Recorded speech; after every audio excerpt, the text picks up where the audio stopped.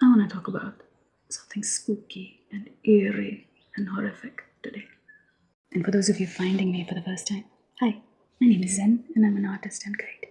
Here's some of my art, and here is some of my work as a facilitator or a guide or a therapist or a bayana, whatever you want to call it.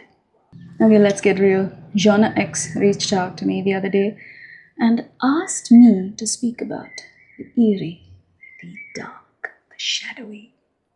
Honestly, I was so touched that they really got me, So today, thanks to Genre X, we're going to talk about that space in the human mind, what we associate with horror, with fear, the monstrous and the scary and the spooky. Because if you know me, homegirl likes peeking through the spaces and the places in the human mind that are avoided, that are in the dark, that are in the abyss, in the shadows, and rooms in the psyche that are not often peeked into.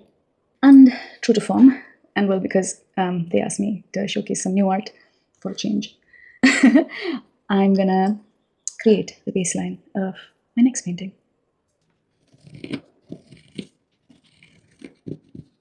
When I say your deepest, darkest fear, what comes to mind? Ghosts, goblins, rats, some kind of animal, some kind of creature, insanity. That's certainly mine.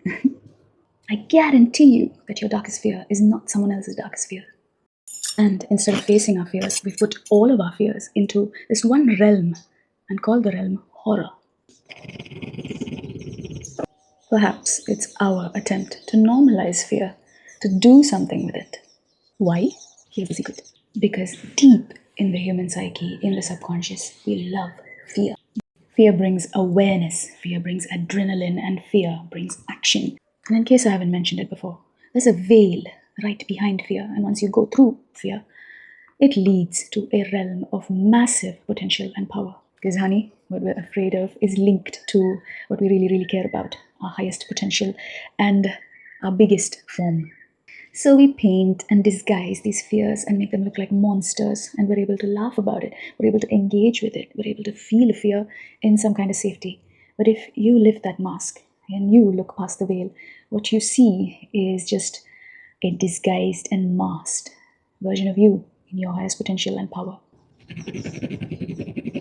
Your worst fear is related to your highest power. And that, my loves, is why I like the eerie and the spooky and the scary. Because you never know what your fear holds. Thanks, John X. This gave me an opportunity to get in touch with my inner Morticia. Look at your